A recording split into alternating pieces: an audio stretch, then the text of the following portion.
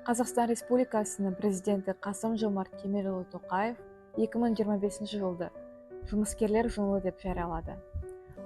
Мен бұл бейнеролигімде бір емес бірнеше жұмыскерлерді қалыптастыра отыра сұхбат аламын. Қайырлы күн, сіздермен бүгін біздің мектептің кітапханашысы. Ал енді сізге бір-екі сұрақ қойып кетсек. Неге сіз кітапханашы мамандығын таңдадыңыз? Қайырлы күн.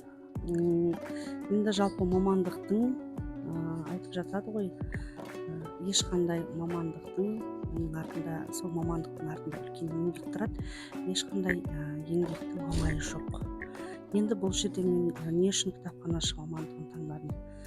Себебі менің өзімнің жан дүнием, қалауым кітаппен егіз десем де болады. Себебі көп қиын жағдайға тап болсам да, егер бір жол тауып қиындықтан шығу кезінде де мен осы барынша кітапқа жүгінемін, және осы кітаппен сырласам десем де болады.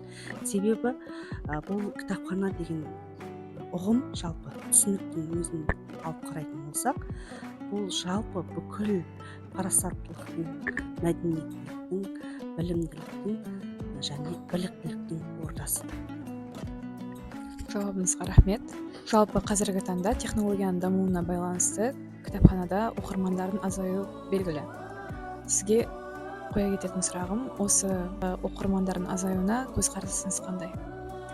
Иә, ол себебі бұрынғы кезбен қазіргі кезді салыстыруға мүмкін келмейді. Қазіргі таңда технологияның дамуына байланысты бізде электронды оқулықтар, сонымен қатар электронды кітаптардың жан-жақтысы дамып шығып кеткен.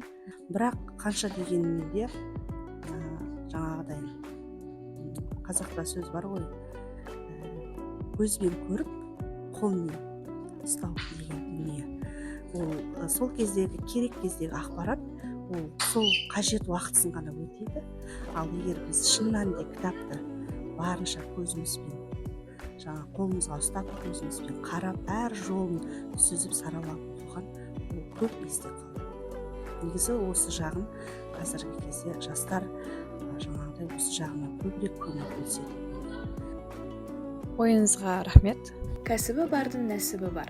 Еңбек ет, үйрен, өс, болашағын өз қолында. Істеген ісіне адал болсаң, береке де, табыс та келеді.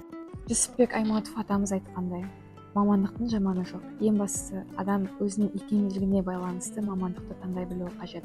Мамандық тек қана өзін асырауды ғана емес, адамның ішкі жан дүниесі қалайтындай болуы қажет.